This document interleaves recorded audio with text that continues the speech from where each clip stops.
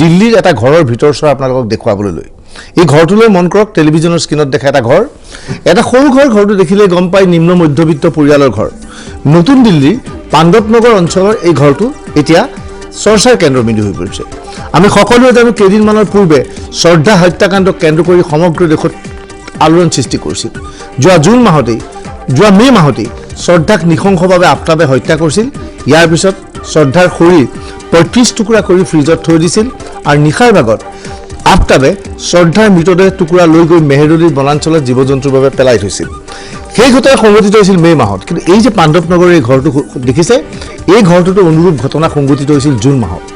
এই ঘৰটো আছিল অঞ্জন দাস নামৰ এজন ব্যক্তিয়ে ভাড়া কৰি আছিল অঞ্জন দাসৰ লগত এগৰাকী মহিলা থাকে তেওঁৰ দ্বিতীয় পত্নী বুলি কোৱা হয় নাম পুনম অঞ্জন দাস আৰু পুনম একেলগে থাকে আৰু অঞ্জন দাসৰ প্ৰথম পত্নী থাকে বিহাৰত আৰু অঞ্জন দাসৰ প্ৰথম পত্নীৰ ৮টা সন্তান আছিল পুনমে হঠাৎ সন্দেহ প্ৰকাশ কৰিলে যে অঞ্জন দাসে পুনমৰ আটাইবোৰ গহনা পাতি বিক্ৰী কৰি বিহাৰস্থিত প্ৰথম পত্নীলৈ প্ৰেৰণ কৰিব বিচাৰিছে ইয়াতে ভয় খাই পুনমে লগে তেওঁৰ প্ৰথম স্বামীৰ পুত্ৰ পুনম ইয়াৰ পূৰ্বে বিয়া হৈছিল তেওঁৰ স্বামী ইতিমধ্যে মৃত্যু ঘটিছিল প্ৰথম স্বামীৰ পুত্ৰ দীপকৰ সৈতে যোগাযোগ কৰি কয় যে তেওঁৰ ঘৰত থকা তেওঁৰ স্বামী অঞ্জন দাসে এনেধৰণে সোণৰ অলংকাৰ বেচিব ওলাইছে ইয়াৰ পিছতে দুই এক পৰিকল্পনা কৰে এক ভয়ানক পৰিকল্পনা অনুসৰি অঞ্জন দাস আৰু পুত্ৰ দীপকে মিলি অঞ্জন দাসৰ পত্নী পুনম দাস আৰু পুত্ৰ দীপকে মিলি পুনমৰ পুত্ৰ দীপক দুই মিলি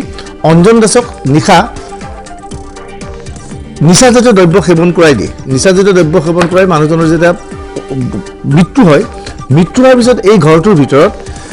অঞ্জন দাসৰ মৃতদেহ ৰাতিটো ৰাখি দিয়ে পিছৰ দিনা পুৱা পত্নী আৰু পুত্ৰই মিলি এটুকুৰা দুটুকুৰা নহয় মৃতদেহ 10 টুকুৰা কৰা হয় ঠিক শ্ৰদ্ধা কাণ্ডৰ নিচিনা জুন মাহৰ ঘটনা ইয়াৰ পিছত অঞ্জন দাসৰ মৃতদেহ এটা ফ্ৰিজত থৈ দিয়ে ঘৰৰ ফ্ৰিজত থৈ দিয়ে 10 টুকুৰা কৰি আৰু ইয়াৰ পিছত সেই শ্ৰদ্ধা হত্যাকাণ্ডৰ নিচিনাকৈ জুন মাহত নিশা চাইকেলৰ পিছফালে এটা মোনাত মৃতদেহৰ টুকুৰা লৈ পুত্ৰ দীপক আৰু পত্নী পুনমে ওচৰৰ হাবিত পেলাই থৈ যায় ইয়াক কেন্দ্ৰ কৰি হাহাকাৰ সৃষ্টি হৈছে চাঞ্চল্যৰ সৃষ্টি হৈছে এবাৰ আমি এটা চিচিটিভি ফুটেজ দেখুৱাম যেটো চিচিটিভি ফুটেজ সকলো কথা স্পষ্ট হৈছে যে চাইকেল ঠেলি গৈ এটা মোনা লৈ গৈছে এইজন হৈছে অঞ্জন দাস এইজন হৈছে অঞ্জন দাসৰ পুত্ৰ দীপকে অঞ্জন দাসৰ মৃতদেহ কাটি এনেধৰণে এটা মোনাত লৈ ৰামলীলা মৈদামৰ নিকটৱৰ্তী ভিতৰুৱা অঞ্চললৈ গুচি যায় আৰু পিছে তেওঁৰ পত্নী আহি আছিল আৰু মৃতদেহ তাত পেলাই থৈ গুচি যায় এই মৃতদেহৰ টুকুৰা এইদৰে কেইবা নিশাও পেলাই থৈ যোৱাৰ পিছত যি ধৰণে আফতাবে কাম কৰিছিল দিল্লী আৰক্ষীয়ে হঠাৎ মঙহৰ টুকুৰা উদ্ধাৰ কৰাৰ লগে এই মঙহৰ টুকুৰাখিনি পৰীক্ষা কৰিবলৈ দিয়া হয় ফৰেনচিকত খবৰ আহে যে এই টুকুৰাখিনি পুৰুষৰ হয় মহিলাৰ নহয় শ্ৰদ্ধা হত্যাকাণ্ডৰ তদন্ত চলি থকা অৱস্থাতে দিল্লী আৰক্ষীয়ে লগে চিচিটিভি ফুটেজ বিচাৰি এই চিচিটিভি ফুটেজত এই ফুটেজ লাভ কৰে ইয়াৰ পিছত খবৰ ল'বলৈ চেষ্টা চলায় যে দিল্লীৰ সেই অঞ্চলৰ কোন মানুহ সন্ধানী হৈছে দেখা গ'ল যে এজন ব্যক্তি অঞ্জন দাস আজি বহুদিন ধৰি সন্ধানী হৈ আছে আৰু লগে কিন্তু অঞ্জন দাস যে সন্ধানী হৈছে পত্নীয়ে আৰক্ষী থানাত গোচৰ ৰুজু কৰা নাই ইয়াৰ পিছতেই আৰক্ষীয়ে পুনম আৰু দীপকক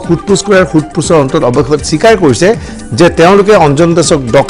জুন মাহতেই কাটি 10 টুকুৰা কৰি এনেকৈ পেলাই দিছিল ৰাজধানী দিল্লীত কেনে ভয়াৱহ ঘটনা সংঘটিত হৈছে এবাৰ অঞ্জন দাসৰ পৰিয়ালটো আমি আপোনালোকক দেখুৱাব বিচাৰিছোঁ অঞ্জন দাসৰ পৰিয়ালটো চাই যাওক এই যে মহিলাগৰাকী আছে দেখি পুনম লগত এয়া অঞ্জন আৰু কাষৰ চিত্ৰত দেখা গৈছে হত্যাকাৰী পুত্ৰ দীপক এই দীপক আৰু পুনমে মিলি অঞ্জন দাসক অতি নিশংসভাৱে হত্যা কৰিছিল এনে নিশংসতা হ'ব পাৰে বুলি কোনো কল্পনাই কৰিব নোৱাৰে যে এজন মানুহক এটা ঘৰৰ ভিতৰত হত্যা কৰিলে যি ধৰণে শ্ৰদ্ধাক হত্যা কৰা হৈছিল আফতাবে এওঁলোক পত্নী আৰু পুত্ৰই মিলি অঞ্জন দাসক হত্যা কৰে আৰু 10 টুকুৰা কৰি ফ্ৰিজত থৈ দিয়ে পিছত চাইকেলৰ পিছফালে লৈ গৈ মৃতদেহ এইদৰে পেলাই দিয়া হয় ইতিমধ্যে দিল্লী আৰক্ষীয়ে পুনম আৰু দীপকক গ্ৰেপ্তাৰ কৰিছে এয়া পুনম আৰু পিছত দীপক দিল্লী আৰক্ষীৰ ক্ৰাইম ব্ৰাঞ্চে এওঁলোক দুয়োকে গ্ৰেপ্তাৰ কৰে এওঁলোক দুইজনে মিলি অঞ্জন দাসক অতি নিশংসভাৱে হত্যা কৰিছিল হত্যাৰ পিছত 10 টুকুৰা কৰিছিল আৰু 10 টুকুৰা কৰি সেই মৃতদেহ পেলাই দিবলৈ চেষ্টা চলাইছিল এতিয়া দিল্লী আৰক্ষীয়ে সমগ্ৰ ঘটনা ব্যাখ্যা আগবঢ়াইছে ক্ৰাইম ব্ৰাঞ্চে কেনেকৈ আচলতে এই হত্যাকাণ্ড সমাধান কৰা হ'ল কেনেকৈ সংঘটিত হৈছিল এই ভয়ংকৰ হত্যাকাণ্ড দিল্লী আৰক্ষীৰ বক্তব্য শুনোৱা হয় अंदर ये हुआ है कि जो 30 मई का मर्डर था टुकड़े करके उन्होंने इधर उधर भेज दिया था अब पुलिस के पास ये चैलेंज था कि पहले ये नहीं पता था कि टुकड़े किसके हैं तो वो टुकड़े अब आज तक पता नहीं चल पाए थे हम लोग वो केसेस देख रहे थे क्राइम ब्रांच में जो जिनको सॉल्व करने में लोकल पुलिस कामयाब नहीं रही है। तो उसके मद्देनज़र ये इस पे हमारी ये टीम लगी और इस टीम ने पहले ये चेक किया कि यहाँ पे कोई मिसिंग था नहीं था, आसपास के थाने ये सब किया और फिर हमारे पास काफ़ी दिन बाद एक सूचना आई कि ये आदमी नज़र नहीं आ रहा बहुत दिन से, अंजन दास। इसका जब हमने पता किया तो कोई मिसिंग नहीं मिली, कुछ नहीं मिली। फिर ये कहाँ रहता था, किसके पास रहता था, तो हम इन दोनों के पास पहुँचे, पूनम और दीपक के पास। तब ये लंबी चौड़ी कहानी निकल के आई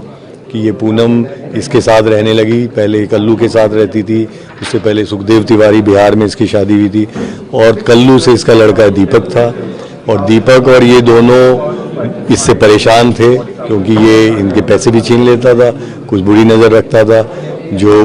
इसकी पहले कल्लू से जो बेटी थी उस पर जो डाइवोर्स हो चुकी थी और जो दीपक की जिससे लड़की से शादी हुई थी उनके ऊपर और उल्टे सीधे काम करने की कोशिश करता था। तो इन्होंने एक ये पूरा प्लान बनाया कि इसको शराब पिलाएंगे, शराबी ये था ही, और इसको नशे की गोलियां मिला देंगे, उसके बाद इसको मार के इसके टुकड़े टुकड़े करके अलग अलग जगह पे दबा देंगे या फेंक देंगे ताकि किसी को आज तक पता ही नहीं चल पाएगा कि कौन था, किसकी बॉडी थी, किसकी लाश। तो ये पूरा प्लान करके इन्होंने काम। सर डिस्पोज ऑफ कैसे किया था, कितने टुकड़े किए थे, वो थोड़ा डिटेल बता दें। अभी तक जो ये बता रहे हैं करीब 8 से 10 टुकड़े थे, जैसे थाई पैर के 2 टुकड़े कर दिए, धड़ के अलग कर दिया, हाथ के 2 टुकड़े कर दिए, खोपड़ी अलग कर दी और उनको अलग अलग पॉलीथीन बैग में डाला। तो इनका ये कहना है अभी तक पुलिस के पास 6 बॉडी पार्ट है, बाकी इनकी जो इन्वेस्टिगेशन होगी उसमें निकल आएंगे जो बाकी। सर जैसे आपने बताया था कि सुखाया पहले फिर उसके बाद फिर किया, वो थोड़ा सा उस बारे में बताइए कि क्या इन्होंने जिस रात को मारा फिर उसको एक दिन के लिए रख लिया बॉडी को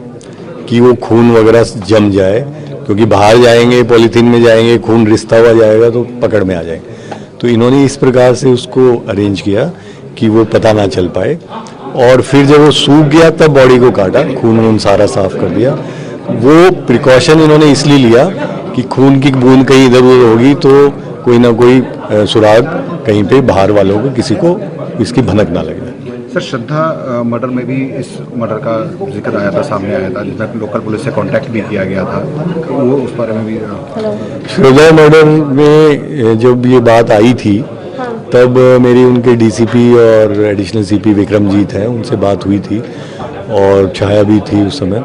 तो उन्होंने यही कहा था कि सर हमारे दिमाग में भी ये बात आई थी, लेकिन जब पोस्टमार्टम के लिए बॉडी पार्ट्स दिखाए गए डॉक्टर को तो उन्होंने कहा कि ये मेल डेड बॉडी है, तो इसलिए फिर श्रद्धा वाले मामले में इसको छोड़ दिया गया क्योंकि उन्होंने कहा ये पुरुष है और ये महिला नहीं है जो बॉडी है। आखिरी सवाल, क्योंकि इसमें लोकल पुलिस जांच कर रही थी, इसका कई टीमें और भी जांच कर रही थी, क्राइम ब्रांच किस तरह से पहुंची, क्या क्लूज मिले ऐसे कि जो इसमें मैं ये कहूँगा कि एक तो मेहनत बहुत ज़्यादा हुई कि कहाँ कोई मिसिंग है, दूसरा जब आप मेहनत करते हो तो कहीं ना कहीं से कोई सोर्स आके बताया कि ये आदमी नहीं दिख रहा है बहुत दिन से,